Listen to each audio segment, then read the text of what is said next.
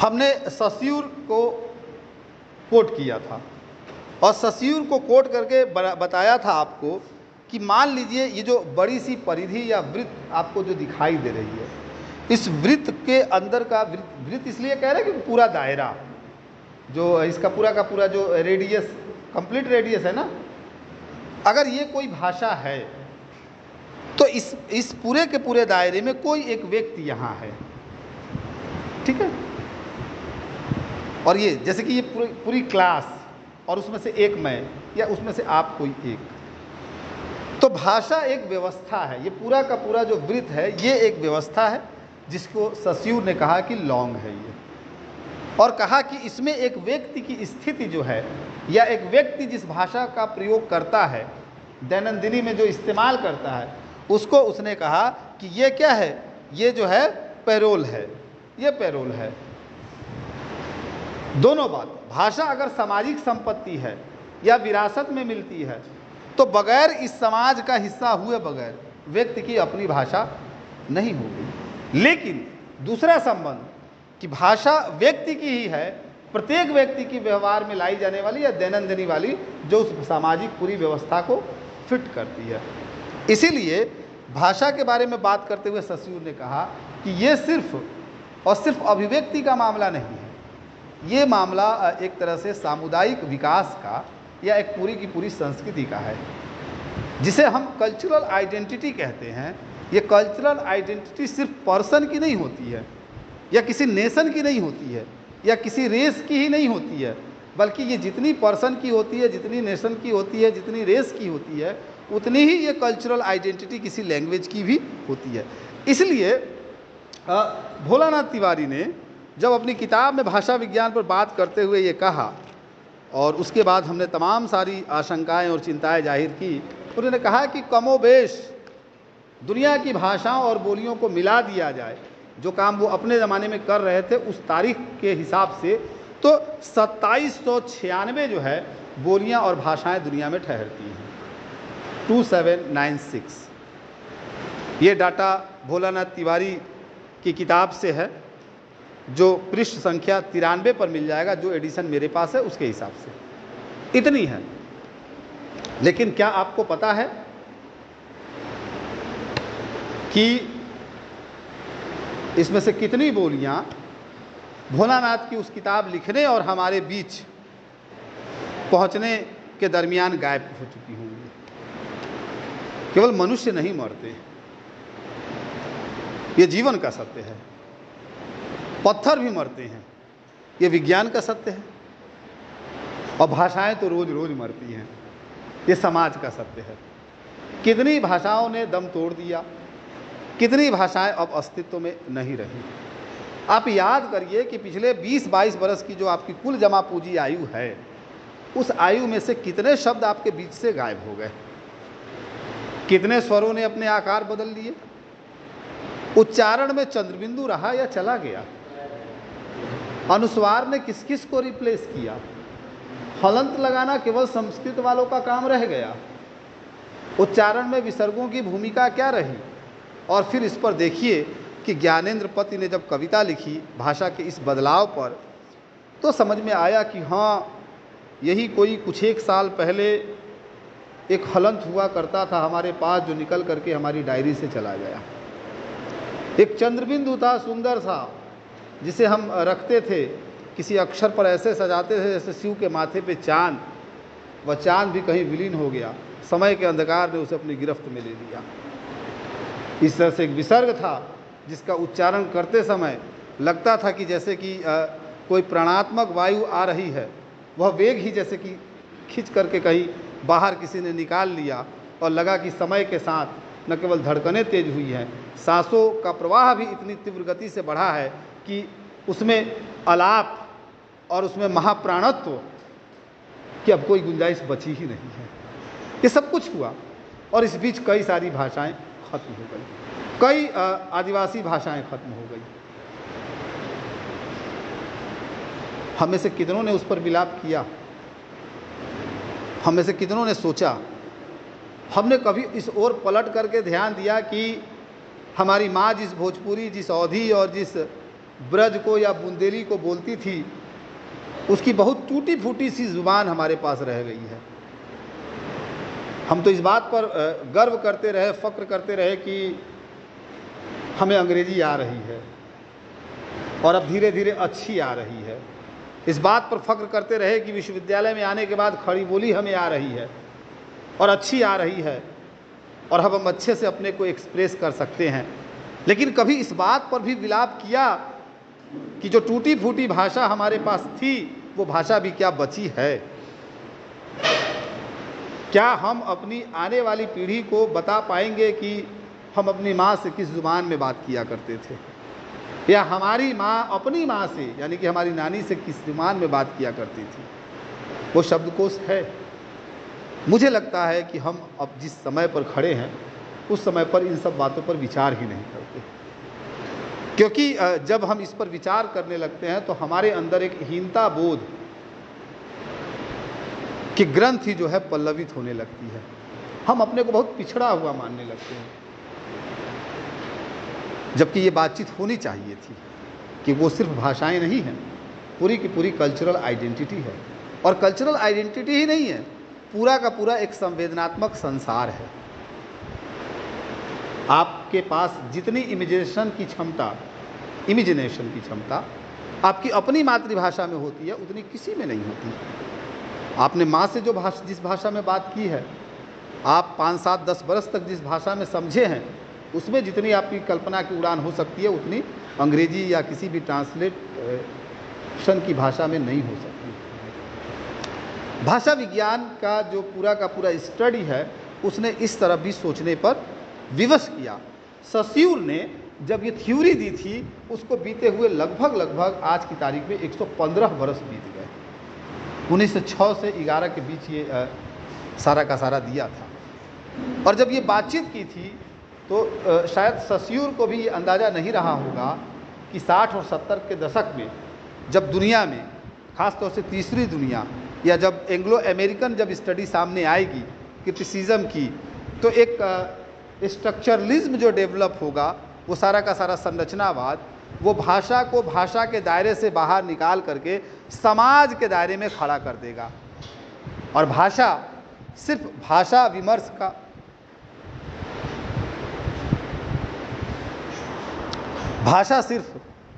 विमर्श का माध्यम नहीं रह जाएगी। भाषा विमर्श से बाहर निकल करके समाज अध्ययन का माध्यम भी बन जाएगी।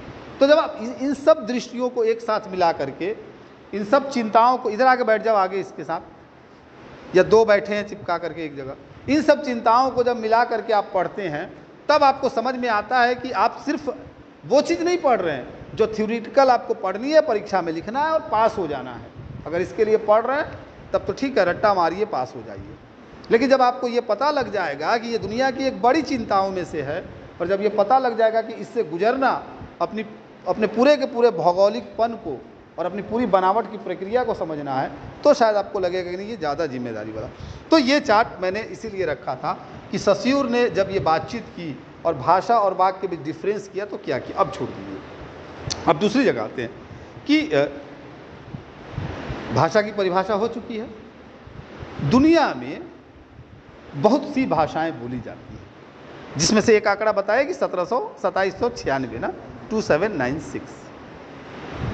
और दुनिया में बहुत से भाषा परिवार हैं। आप में से कोई बताए कि मुख्य तौर पर कितने भाषा परिवारों का अध्ययन हम भाषा विज्ञान में करते हैं? हाँ, 4 परिवारों का ही करते हैं। किसके हिसाब से कह रही हैं आप ये? हाँ, 6 क्षेत्र के आधार पर। ये 4 भौगोलिक क्षेत्र कौन कौन से हैं?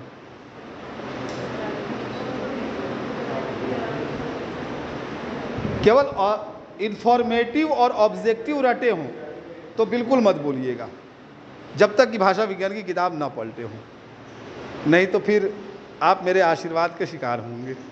तो कहा कि ये तो जो दुनिया में जब आप भाषाओं का, इसलिए मैं कह रहा था कि वो चाहिए।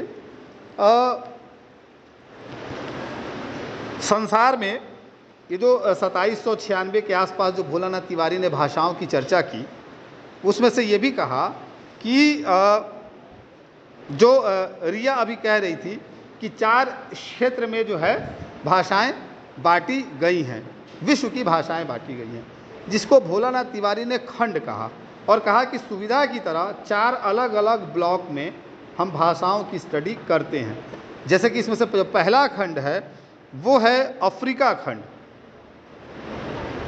वो है अफ्रीका खंड। आप में से किसी को विश्व का मानचित्र बनाने आता है? आता है? अरे यार आज बना दो भाई, मेरे बहुत मदद मिल जाएगी। वो कहा पन्ना, एक रद्दी पन्ना निकालो जल्दी, है अंदर, मिटाइए इसको। मतलब आप बनाते रहिए, तब तक मैं काम कर रहा हूं। चौक ऊपर है। आर्ट की भी जरूरत है और ज्योग्राफी की भी। ऊपर है, ढेर सारा ला के रखा हूं, बस किसी खाने वाले की नजर ना पड़े उसको। तो कहा कि आप ध्यान रखिए, वो अपना काम कर रहे हैं। तो 4 खंड है, जिसमें से पहला खंड अफ्रीका खंड है। और इसमें कितने भाषा परिवार आते हैं बताओ प्रिया? तैयारी नहीं कर रहे हो जेआरएफ की? प्रियांशु जेआरएफ हो गया, बता दो। इसमें कितने भाषा परिवार हैं? जी नहीं, 4 भाषा परिवार हैं। 4 खंड है, जिसमें पहला खंड अफ्रीका खंड है। इसमें 4 भाषा परिवार है। पहला भाषा परिवार है बुशमैन, दूसरा है बांटू। ये सब नहीं भी लिखिएगा तो कोई दिक्कत नहीं है। भोलानाथ तिवारी का सफ़ा नंबर 108 खोल लीजिएगा, पेज नंबर 108। हाँ हाँ, बता तो दूंगा ही, लेकिन लिखने में टाइम जाया ना करे। तो पहला है बुशमैन, दूसरा है, बस वही महादेश जो है वही स्पष्ट कर दीजिएगा। दूसरा है बांटू, तीसरा है सूडान और चौथा है Hamitic Semitic. Hamitic Semitic, Hamitic Semitic. आप पढ़ेंगे नहीं, कोई बात नहीं। बहुत से भाषाविद हेमेटिक और सेमेटिक को डिफरेंट भी मानते हैं। अगर उसकी काउंटिंग 2 अलग अलग समुदाय की जाए तो इसकी संख्या हो जाएगी बढ़कर के 5। लेकिन भोलानाथ तिवारी ने और कई भाषाविदों ने दोनों को एक माना है। तो अफ्रीका खंड में 4 भाषा परिवार हैं।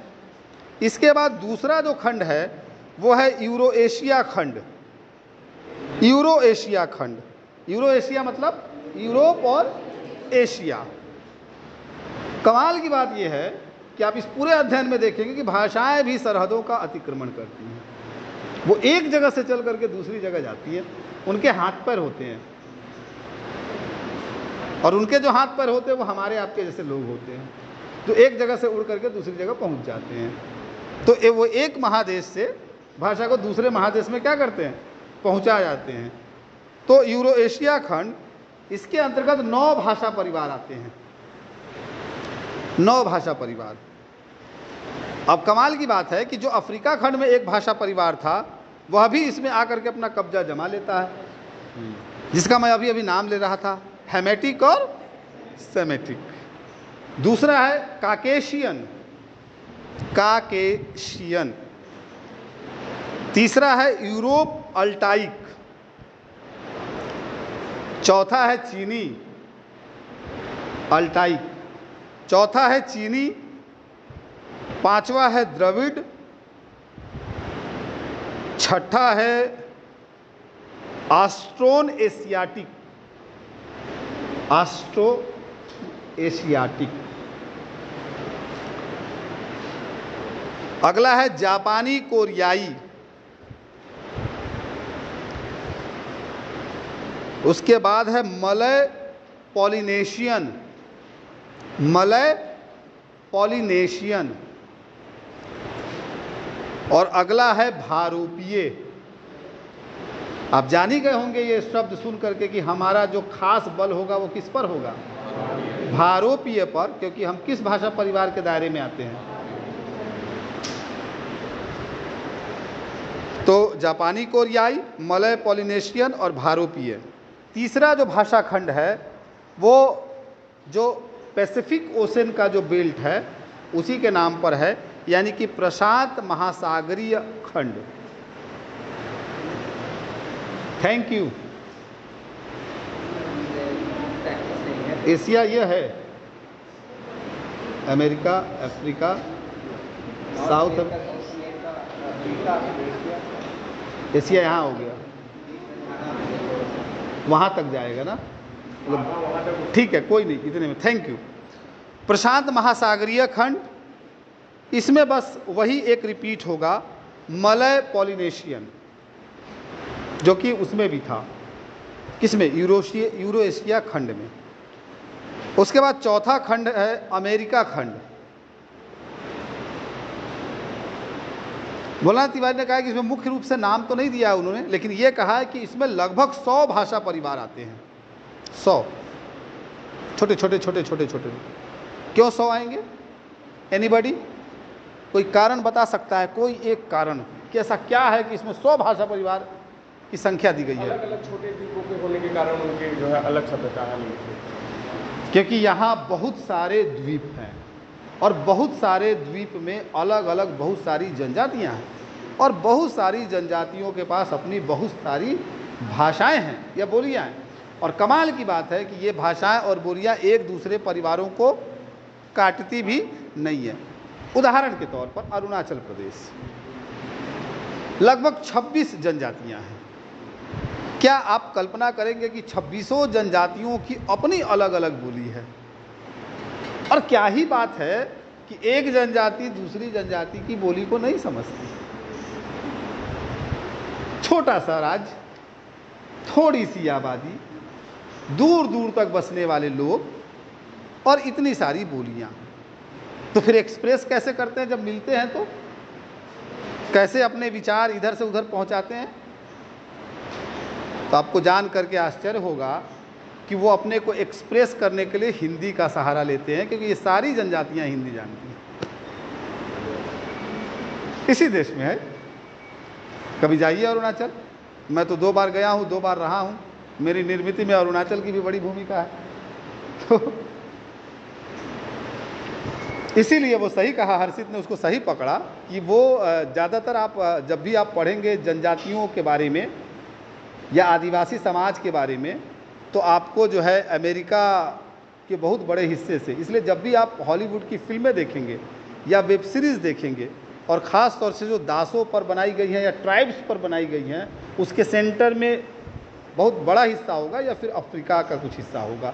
छोटे छोटे छोटे छोटे देश होंगे। है। अब कहा कि अगर हम इन चारों खंडों को जोड़ दें और चारों खंडों को जोड़ करके देखें तो इन 100 को तो हम बाहर ही करें। बहुत विस्तार नहीं है। विस्तार न होने का कारण या इनके अध्ययन न होने के भी कारण है कि किसी भाषा परिवार का अध्ययन हम कब करते हैं और क्यों करते हैं, तो वो मैं आगे बताऊंगा। मैं क्या बताऊंगा, भोलानाथ तिवारी ही बताएंगे। तो कहा कि इस प्रकार विश्व में लगभग 13 प्रमुख भाषा परिवार बनते हैं।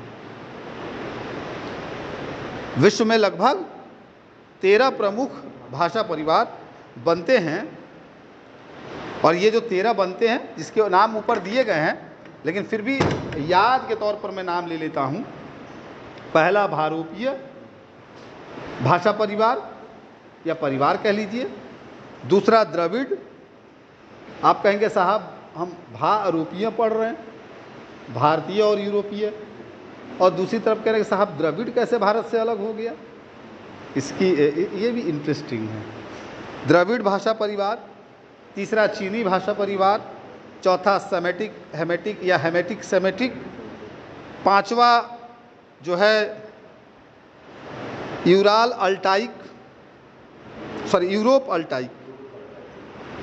अल्टाइक। छठा काकेशियन। सातवां जापानी कोरियाई। आठवां मलय पॉलिनेशियन, जो ऊपर नाम लिखाए थे वही रिपीट हो रहा है। नौवां ऑस्ट्रो एशियाटिक। 10वां बुशमैन। 11वां बांटू। 12वां सूडान। 13वां अमेरिका। ये भाषा परिवार हैं मुख्य तौर पर जिनका अध्ययन भाषा वैज्ञानिकों ने किया है। जो भारोपीय भाषा परिवार है, इसका नाम ही इसलिए है कि जो है भारत और यूरोप को मिला करके कंबाइंड नेम भारोपीय बनाया गया। इससे स्पष्ट पता चलता है कि वो भाषा परिवार जो भारत और यूरोप में सक्रिय हो, या जिस परिवार की भाषाएं भारत और यूरोप में बोली जाती हों।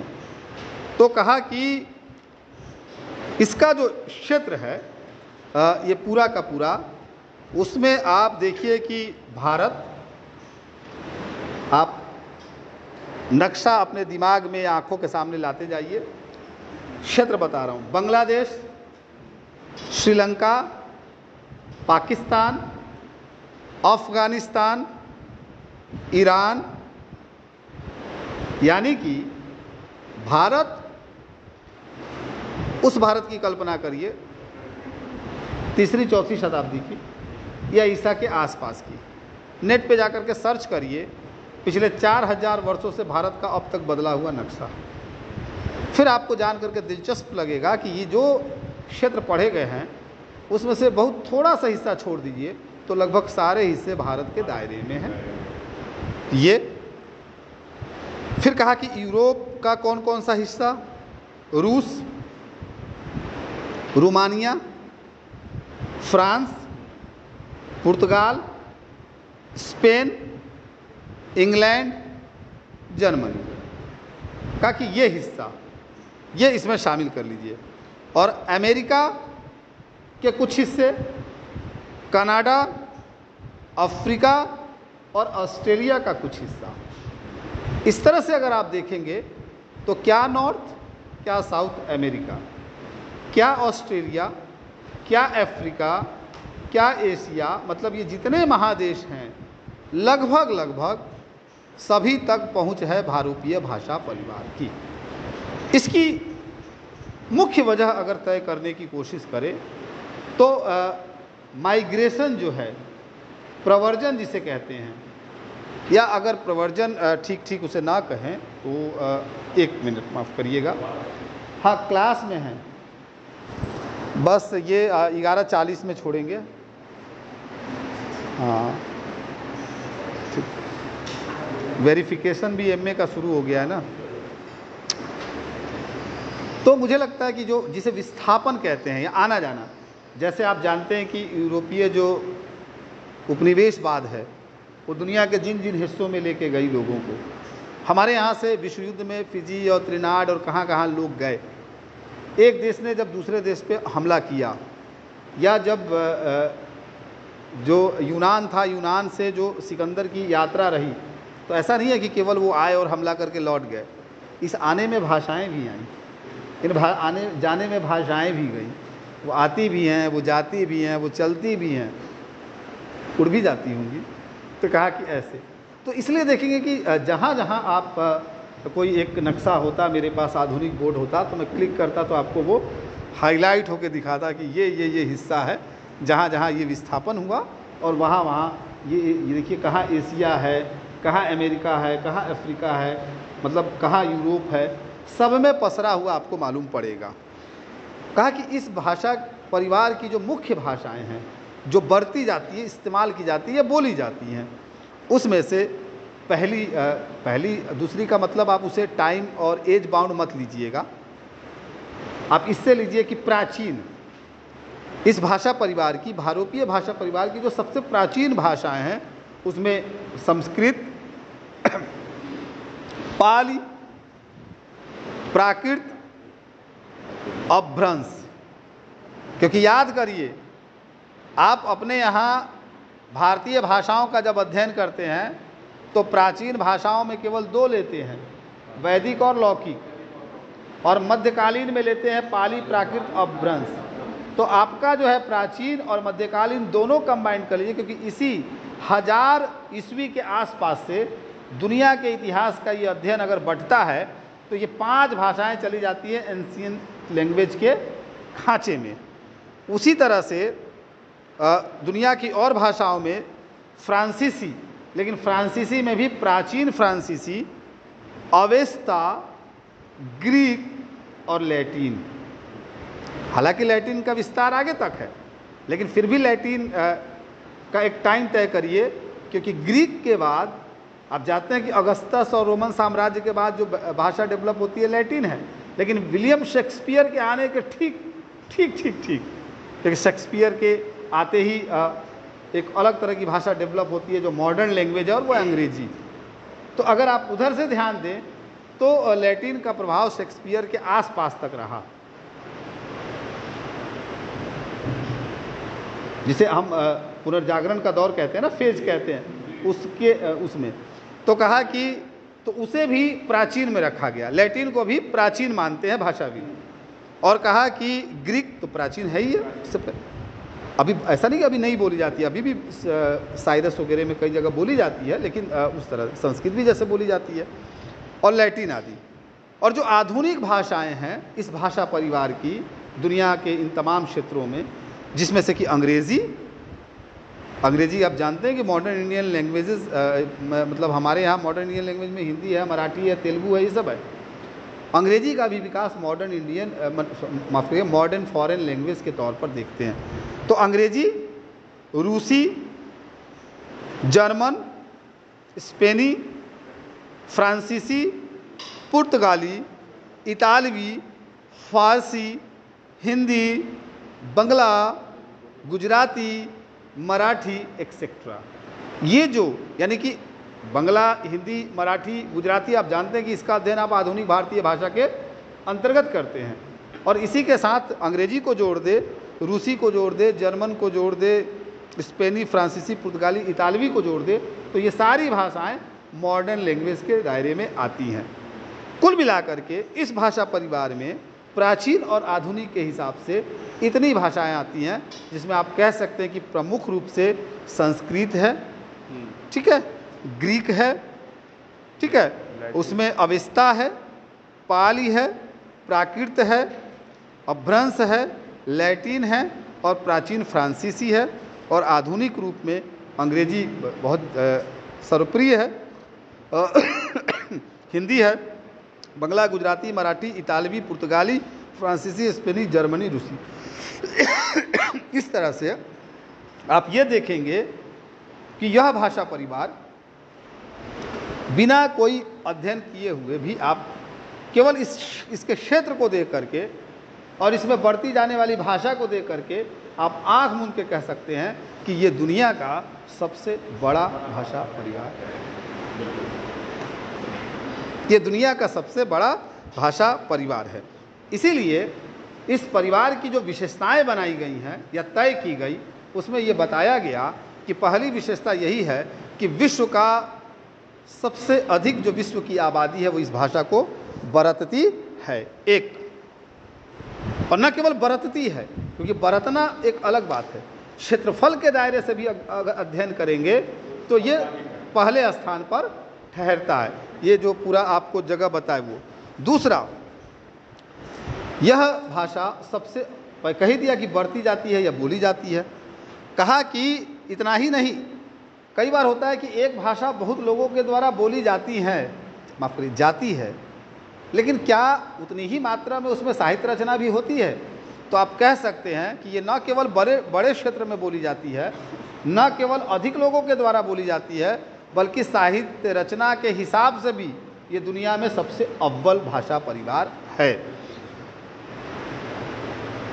अध्ययन की दृष्टि से, भाषा विज्ञान की दृष्टि से, यह जिन भाषाओं का सबसे अधिक अध्ययन हुआ है दुनिया में, उस हिसाब से भी यह परिवार नंबर 1 पर यह सबसे आगे है।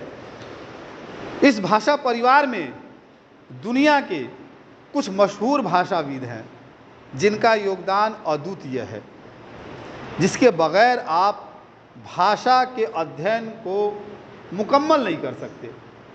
जैसे पहला नाम पाणिनि, भर्तृहरि, ये इधर से ले लीजिए, अपने यहाँ 2 नाम तो इधर के ही हैं। फर्स्ट वर्ल्ड वार के आसपास पहले जिन लोगों ने अध्ययन किया उसमें सस्यूर, ब्लूमफील्ड और वर्ल्ड वार के बाद चॉम्स्की। अगर आप भाषा के बारे में पढ़ रहे हैं और भाषा में आप अपनी गहरी रुचि बनाना चाहते हैं तो आपको पाणिनि, भर्तृहरि, सस्यूर, ब्लूमफील्ड और चॉम्स्की इन विद्वानों से गुजरना पड़ेगा। कमाल की बात है कि ये दुनिया के ये 4-5 जो सबसे चर्चित विद्वान हैं ये सभी भारोपीय भाषा परिवार के अंतर्गत हैं। कैसे करेंगे? इस भाषा परिवार को 2 भागों में बांटा जाता है सुविधा के तौर पर। इसे सुविधा कह लीजिए या इसे बनावट कह लीजिए। मतलब कि ये उस तरह की सुविधा नहीं है कि हमारा अध्ययन टफ हुआ तो हमने उसे 2 पार्ट में क और ख में बांट दिया। ये इसलिए है कि इसमें आप देखेंगे कि इसकी निर्मिति कैसी हुई है। जैसे हम पढ़ते हैं ना व्याकरण में शब्द रचना या शब्द विचार पढ़ते हैं। उसी दिन मैंने बोलते बोलते कहा था कि भाई शब्द विचार में क्या पढ़ते हैं कि रचना के आधार पर शब्द के भेद, अर्थ के आधार पर शब्द के भेद, उत्पत्ति के आधार पर शब्द के भेद, रूपांतरण के आधार पर शब्द के भेद, based on transformation, based on construction, based on origin and based on meaning. उसी तरह से स्ट्रक्चर के आधार पर भी क्या है, अपने निर्वहन के आधार पर भी ये भाषाएं अपने को 2 अलग अलग भागों में बांटती है। नाम लेते ही याद आ जाएगा। इस परिवार की 2 शाखाएं हैं। पहला है केंतुम। केंतुम है ना, ये किस भाषा का शब्द है? ये रहा ऑब्जेक्टिव आपके सामने, जवाब दीजिए, परिणाम लीजिए। केंतुम। प्रियम का जवाब गलत है। बेसिकली ये शब्द लैटिन का है। चक्कर खा गए ना। और हमारी ये संस्कृत वाली विद्यार्थी लोग सोच रहे होंगे कि अरे ये तो संस्कृत में बताया जाता है, अभी कुछ और भी आएगा। जो बताया कहीं और का जाता है कहीं और का। तो कहा कि केंतुम यह शब्द लैटिन का है और इसका अर्थ होता है 100, 100।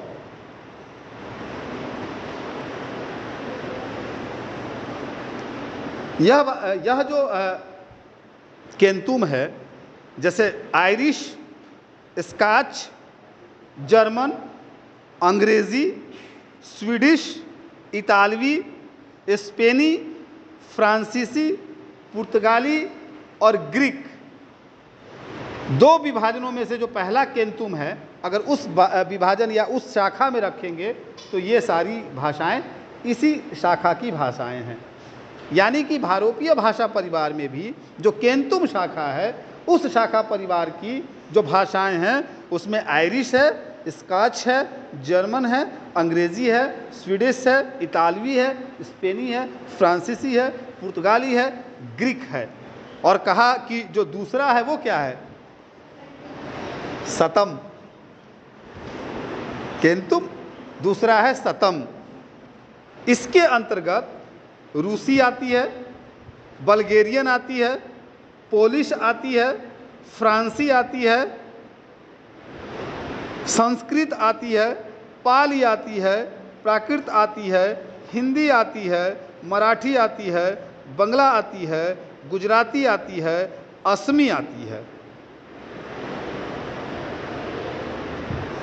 तमिल भी पता नहीं शायद आती है क्या, पता नहीं, खैर ये सब इसमें आती है। यानी कि भारोपीय भाषा परिवार की 2 शाखाएं या विभाजन 2 स्तर पर है और उसके आधार पर केंतुम शाखा की भाषाएं और जो है सतम शाखा की भाषाएं। बहुत विस्तार में आप इसको आप अपनी भाषा विज्ञान की किताब में देख सकते हैं कि ये भाषाएं कहाँ कहाँ बोली जाती है, कैसे कैसे बोली जाती हैं। दरअसल भारोपीय भाषा परिवार की विशेषता क्या बनी, बस यही पढ़ा के ख़त्म करूँगा। पहली बात, यह परिवार श्लिष्ट योगात्मक कहा जाता है। श्लिष्ट योगात्मक, योग आत्मक तो है ही है लेकिन श्लिष्ट है, कॉम्प्लेक्स है। अब आप सवाल कर सकते हैं कि योगात्मक क्या है। आपने पढ़ा होगा कि भाषाओं के बारे में कि भाषा योगात्मक और अयोगात्मक होती हैं।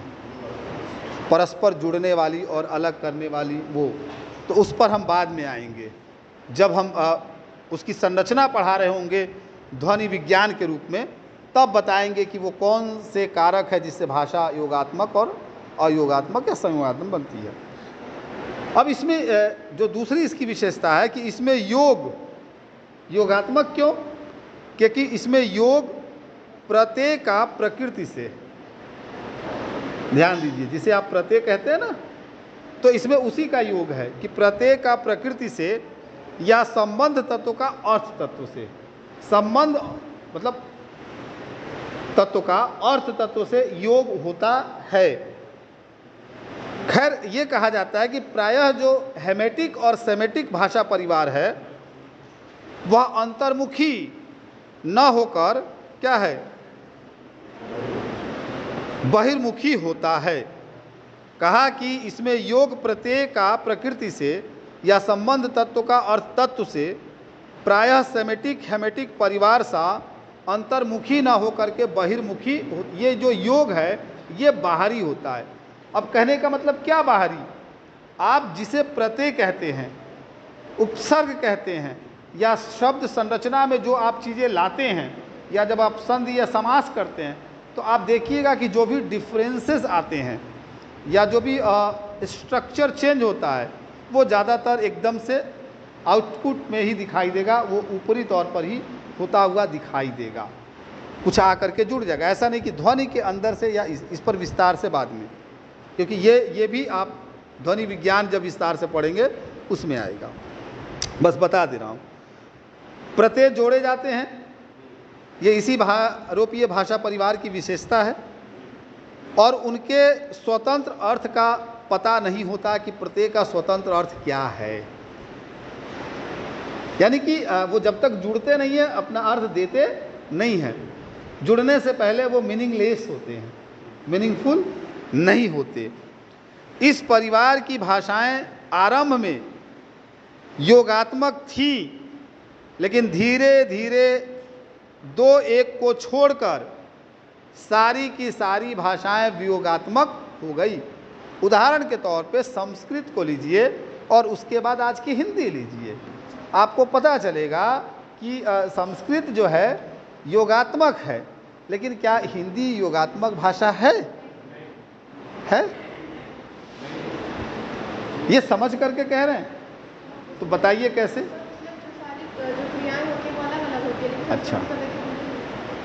अच्छा ठीक है, मैं तो बस ऐसे पूछ रहा था, अपनी जानकारी बढ़ा रहा था। मैंने आज स्वीकार भी किया कि हमारे मित्र राजीव जी ने सुबह सुबह फ़ोन किया कि क्या कर रहे हैं, मैं पढ़ रहा था। उन्होंने कहा कि बहुत गुस्सा आ रहा है आपसे। मैंने कहा क्या हुआ? बहुत दिनों से आप मज़े से अच्छे से बात नहीं कर रहे हैं। मैंने कहा ऐसा क्या? कहीं मूड में बात नहीं कर रहे हैं और कुछ लिख भी नहीं रहे, हमें तो लग रहा है कि कोई बड़ा काम कर रहे हैं इसलिए बात नहीं कर रहे। उनको क्या पता? मैंने कहा मैं भाषा विज्ञान पढ़ रहा हूँ। कह रहे हैं भाषा विज्ञान? हाँ, अब जो है इस उम्र में जो है इन लोगों ने मुझसे भाषा विज्ञान पढ़वाना शुरू कर दिया है। तो कहे कि वो कह रही कौन बड़ा काम है? मैंने कहा ये बड़ा काम है। खैर तो कहा कि वियोगात्मक होती हैं, यानी कि जिसके फल स्वरूप परसर्ग तथा सहायक क्रियाएं आदि की आवश्यकता पड़ती हैं। बिना परसर्ग के, परसर्ग मतलब विभक्ति कि विभक्ति मतलब परसर्ग? परसर्ग और विभक्ति एक की अलग? बोलो।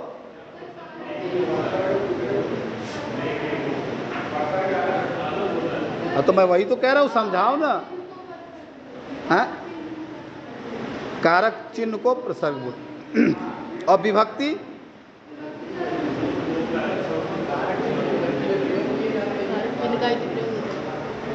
लगभग ठीक समझो, लेकिन फंस जाओगे थोड़ा सा।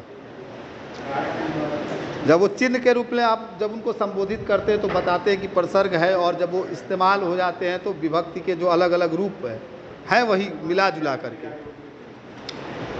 इसलिए जब पढ़िए हिंदी भाषा की किताब हरदेव बाहरी की, या जब भाषा विज्ञान, तो ये जरूर अध्ययन करिए, या नामवर सिंह की किताब पढ़िए हिंदी के विकास में अपभ्रंश का योग, तो वो बताएंगे कि एक भाषा से दूसरी भाषा अलग कैसे होती है और एक भाषा दूसरे भाषा को किन तत्वों के आधार पर अलग करती है। भाषाओं को अलग करने वाले जो प्रमुख तत्व हैं उनमें बड़ी भूमिका परसर्गों की होती है या विभक्तियों की होती हैं या क्रियाओं की होती हैं। अगर भाषा की क्रियाएं नहीं बदल रही हैं तो वो भाषा बदलेगी नहीं। कहीं हुआ कि जाई तारी अवई तारी, कहीं हुआ जा रहे हैं आ रहे हैं, कहीं हुआ गो और गोइंग और ये और दो। आप देखेंगे कि ऑब्जेक्ट रिप्लेस नहीं होते, सब्जेक्ट रिप्लेस नहीं होते, तो रिप्लेस क्या होता है? एक से दूसरी भाषा का जो भेद है, डिफरेंसेस हैं, वो किसके आधार पर पता चलता है? वर्ब के आधार पर ही ना, क्रियाओं के आधार पर ही ना।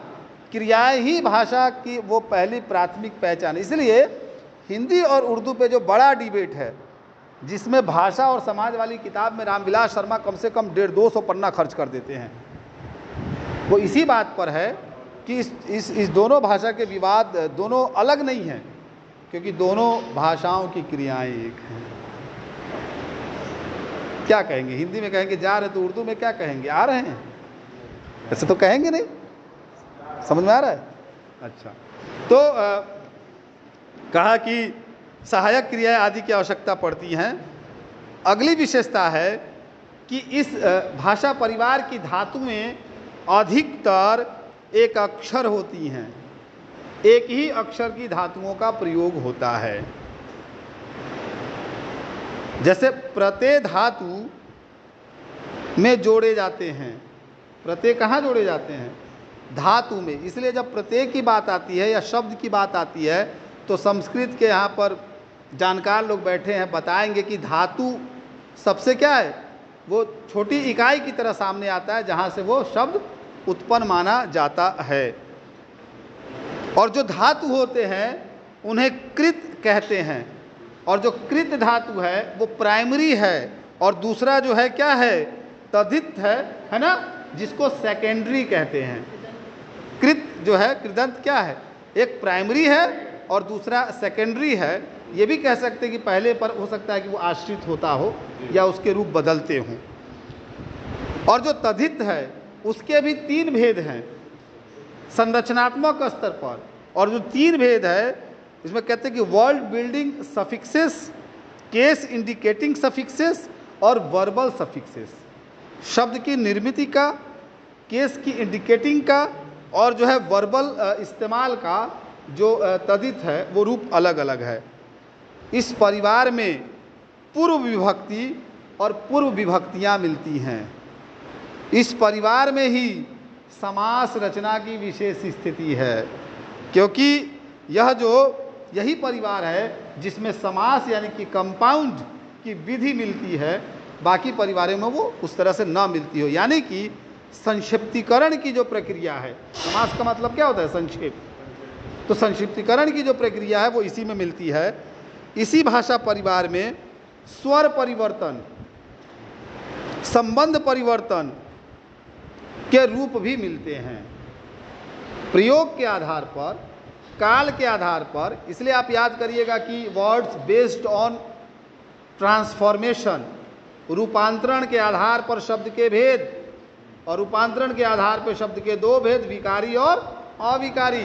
इसी को अगर पार्ट्स ऑफ स्पीच उठा लीजिए तो हम लोग बच्चों को कहते थे कि देखो पार्ट्स ऑफ स्पीच के जो 8 है ना, 4 को मारो इधर विकारी, 4 को मारो उधर अविकारी, जिसमें क्या है, लिंग के आधार पर, काल के आधार पर, इन सब आधार पर क्या है, परिवर्तन हो विकारी है, परिवर्तन न हो अविकारी है। तो ये जो भाव है परिवर्तन और संबंध इसी में है। एक से अधिक भाषाओं के विकास या में विकास जो है इसी भाषा परिवार में हुए हैं।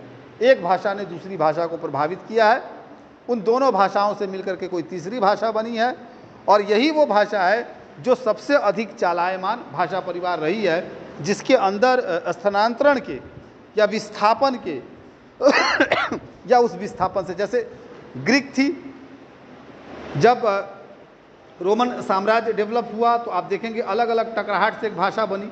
हमारे यहाँ आप जानते ही हैं कि उर्दू जो डेवलप हुआ कि कैसे लोग पर्शियन आए और यहाँ की जो भाषा बोली थी उससे एक अलग डेवलप हुआ, ऐसे ही दुनिया में।